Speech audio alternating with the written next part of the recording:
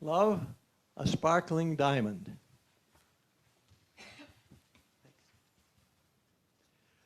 Well, I was very much influenced by this book by theologian Thomas J. Ord, Pluriform Love. And as he put it, our understanding of love is uniform, but expressions are pluriform. That's where I got the idea of like sparkling diamonds. And in my talk, I will tell how I was influenced by theologian Paul Tillich and Alfred North Whitehead, a mathematician and founder of process theology. And by the way, Thomas J. Ord also regards himself as a process theologian. And then contemporary theologians, Harold Kushner, Rob Bell, and Richard Rohr. Next. Well, I chose this title from my autobiography, inspired by the Pluriform Love book, Love's in My Life, Spirituality, Science, and Family. Love is like a sparkling, multifaceted, sparkling diamonds. The three facets of love motivated each stage of my increasing ages. So the three types of love are the Eros romantic love with passion for science and religious heritage. The second type is philia love, found with your friends and family. And the third is agape love, which is sacrificial or parental love. So Karen, in your poem, which kind of love would you think was illustrated at the end of that poem? Philia? Philia love, yes, philia love, friendship love. The poem from beginning to end, I found again in the heart of a friend. So this is my first experience of philia love. My little sister, who was 3 years younger than I am. Next. Here's a photo of us with our parents, and this picture reminds me of the time when my sister and I were both given a small box of chocolates, and I love those chocolates, and I rationed them out. I was going to ration them out. I was going to have one each day. I ate the first few, and then for the next day, and so forth. And this was going fine until I discovered that she had eaten her chocolates a lot faster, and I suddenly discovered that she was stealing my chocolates. I was greatly dismayed, and I don't think my parents did very much about it. It's love.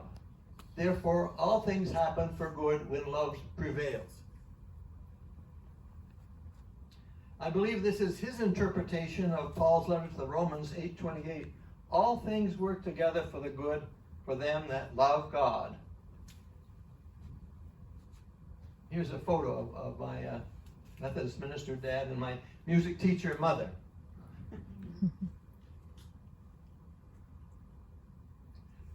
Well, I also remember my mother, a dramatic soprano, Sylvia Holzerkar, singing this love solo in my father's worship services. Ah, sweet mystery of life, at last I've found. It was very popular when I was a child, and I will attempt to sing it to you as I remember. For 'tis love alone the world is seeking, and it's love and love alone that can repay. 'Tis the answer to all of living, for it is love alone that rules for a. A student who majoring in physics at MIT, I was required to take a course outside my specialty. And I particularly remember Paul Tillich's Theology of Culture course, and I would ride my bicycle up to Harvard and listen to him lecture. He had a very thick German accent. He was a chaplain during World War I. And this saying, which was part of his this is a Time magazine obituary of him. He says, this is Tillich teaching in Chicago. After being a university professor at Harvard, he went on to the University of Chicago. And his main saying is, love is stronger than death. And as a chaplain in World War I, I'm sure he got to experience many more deaths of his comrades than many of us have in our lifetime. So this was particularly memorable. And of course, it was the power of the resurrection that overcame the power of Jesus' death. So next. Well, this is my first experience of eros, romantic love. This is Karen's grandmother, Karen Hansen Carr, walking at the mouth of the Ipswich River north of Boston on our first date. She was born in Berlin, Germany in 1940, and told me as we were having our romantic times on the beach, I would go anywhere in the world with you. And my dad later that year married us in the MIT chapel on November 25th, 1960. In my canoe that I built with my grandfather, and that was how we got down to the mouth of the Ipswich River. And this is me with Karen. And Karen, you'd like to point out your mother, young mother. Right here is my mom, who's here today, and this is their family. Yes.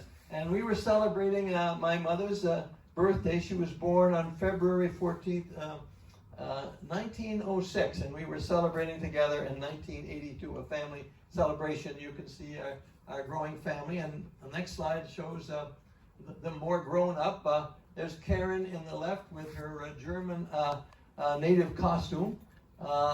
And there again, Karen, you might like to point out your mother growing up. Emily, there's Emily.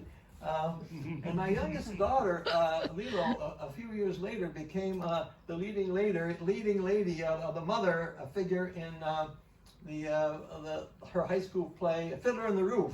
And I learned at that play that the father also had 5 daughters in that play. So I had that in common. So the next... This is a poem that was written about my grandpa and my grandmother Karen on their 25th wedding anniversary. So 25 years. Karen and Paul have been wed 25 years. Sounds of joy and happiness reach out to our ears. Above the roar of 5 lovely daughters, the sound clears. Karen's song of love expressed in harmonious Paul dears. Paul's love resounding in loud, enthusiastic Karen cheers. So as I was grieving my loss and the loss of the mother of my 5 lovely daughters, I found strength in the sermon's spiritual presence that Karen and I had heard German theologian Paul Tillich preach at Harvard Memorial Church a few months after we were married. And Tillich had said in this sermon that came back to me, spiritual presence is the power that enables us to reach our truest and greatest potential in spite of our fate. And this gave me hope. Next. The best hope and consolation in this book by Rabbi Harold Kushner, When Bad Things Happen to Good People. It was sort of an upstate date to the book of Job. He lost his young son. He had a young son, had a very strange disease, and his young son aged extremely rapidly and died when his son was a teenager. And he shares how people tried to console him, one of which was, God sends you tragedies like this to make you a stronger person.